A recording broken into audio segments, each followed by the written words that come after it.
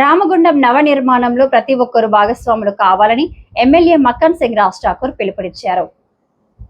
Ward సందర్శనలో భాగంగా బుధవారం 31వ డివిజన్లో నగర మేయర్ మహంకాళ స్వామితో కలిసి ఎమ్మెల్యే పర్యటించారు. ఈ సందర్భంగా ఆయన మాట్లాడుతూ నవ నిర్మాణంలో భాగంగా నగరాన్ని పరిశుభ్రంగా ఉంచుకోవాలని అన్నారు. గత కొన్ని రోజులుగా నగరపాలక సంస్థ ఆధ్వర్యంలో శానిటేషన్ స్పెషల్ డ్రైవ్ చేపట్టి కాలువల్లో పూడికతీత పనులు చేపట్టడం అభినందనీయమని అన్నారు. గత 20 ఏళ్లుగా కాలువల్లో పూడిక తీయకపోవడంతో వర్షాకాలంలో వరద నీరు ఇళ్లలోకి వస్తుందని చెప్పారు. కాలువలో చెత్త వేయడం మానుకోవాలని ప్రజలను కోరారు. ఇంటిని ఉంచుకున్నంత పరిశుభ్రంగా పరిసరాలను కూడా ఉంచుకోవాలని సూచించారు. అర్హులందరికీ ఇందిరమ్మ ఇల్లు ఇస్తామని అన్నారు. మురికివాడ రహితంగా నగరాన్ని సుందరంగా తీర్చిదిద్దుతామని చెప్పారు. కార్యక్రమంలో భాగంగా సోదరుడు మేయర్ గారు, మహంకాళ స్వామి గారు, కార్పొరేటర్ అందరూ కూడా ప్రతి డివిజన్లో ఈ ప్రభుత్వం ఈ నగరాన్ని పరిశుభ్రంగా ఉంచాలి, డ్రైన్లన్నీ కూడా సుమారుగా 15-20 ఏళ్ళుగా డ్రైన్లన్నీ మూసుకపోయి చిన్న వర్షం పడ్డ ఆ మురికి అంతా ఉండి రోజు డ్రైన్లో వచ్చే మురికి అలాగే నిలిచిపోయి అనేక ఇబ్బందులు పడుతున్న తరుణంలో పోయిన సంవత్సరం కూడా కొంత భాగం క్లీన్ చేయడం జరిగింది.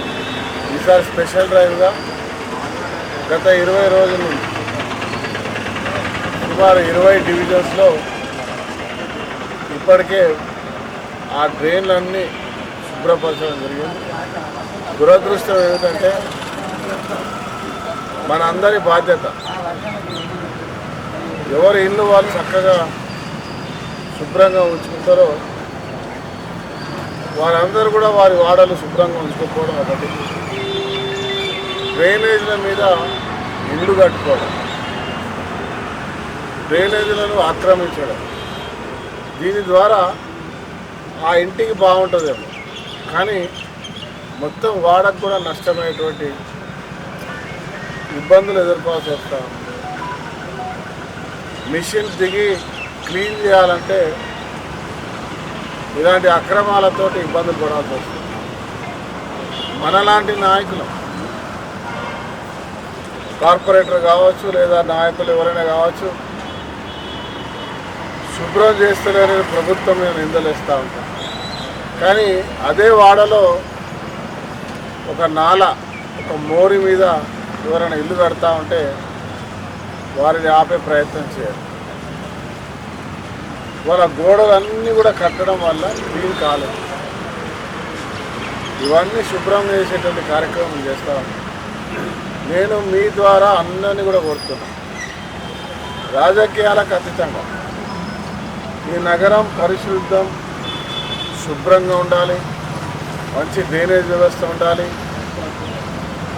నీరు దాని వస్తున్నటువంటి డ్రైనేజ్ అంతా కూడా వెళ్ళిపోవాలి, దాంట్లో చెత్త చెదారం వేయద్దు, దాంట్లో పెరుగుతున్న పిచ్చి మొక్క తీయాలి అంటే ఆ డ్రైన్ల మీద గోడలు ఇష్టానుసారంగా కట్టుకునే కార్యక్రమాన్ని అడ్డుకోవాల్సిన బాధ్యత కలిగినటువంటి ప్రతి ఒక్క పౌరుందని చెప్పి చెప్తాము.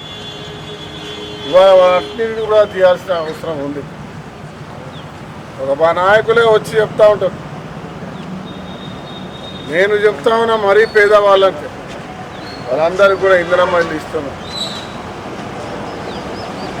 ఎవరిదైనా నిజమైన పేదవాడు మోరీ మీద కట్టుకునే ప్రయత్నం చేస్తే వారికి మంచి ప్రాంతంలో ప్రభుత్వం 5 లక్షలతో ఇల్లు కట్టడానికి సిద్ధంగా ఉంది.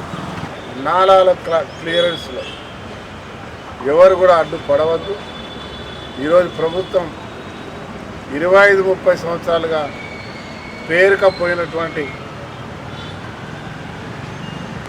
దుర్గంధంగా అందరిని ఇబ్బంది పెట్టేటువంటి బుడద మట్టి డ్రైనేజ్ను ఒక యుద్ధ ప్రతిపాదికన చేస్తా ఉన్నారు. నేను అభినందిస్తా ఉన్నా మున్సిపల్ సంబంధించిన సిబ్బందిని, మేయర్ గారిని, వారి టీంని, కార్పొరేటర్ని.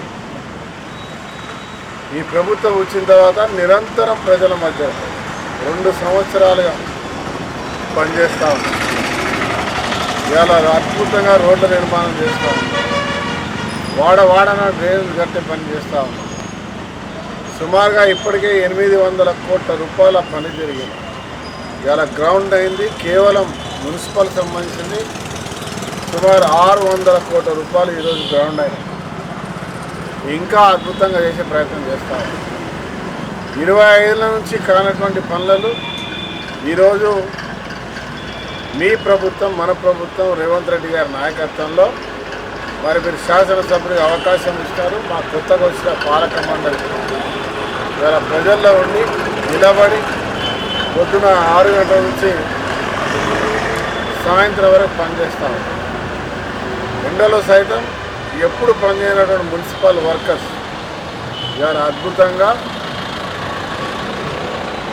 ప్రభుత్వం ఇస్తున్న ప్రోత్సాహాన్ని మన నగరాన్ని పరిశుద్ధంగా పెంచుకోవాలి, నగరాన్ని అందంగా తీర్చుకోవాలి, అందమైన రోడ్లతో ఈ ప్రాంతంలో నివాసం ఉండే వాళ్ళకు అన్ని రకాల మౌలిక వసతులు కల్పించాలి అనే ఒక సంకల్పంతో పనిచేస్తాం. మీ ద్వారా అందరినీ కూడా కోరుతాం. స్వచ్ఛ రామగుండంలో బాధ్యత కలిగిన ఈ ప్రాంతాల్లో నివాసం ఉంటున్న ప్రతి ఒక్క పౌరుడు, ప్రతి ఒక్క కుటుంబం భాగస్వాములు కాండి. మన ప్రాంతాన్ని మనం శుభ్రం చేసుకుందాం, మన నగరాన్ని మనం అద్భుతంగా కట్టుకుందాం. అందరూ సహకరించాల్సిన కోరుతున్నా. అందరికి కూడా మనస్ఫూర్తిగా రామగుండం నిర్మాణంలో భాగస్వాములు కావాలని పిలుపునిస్తాం.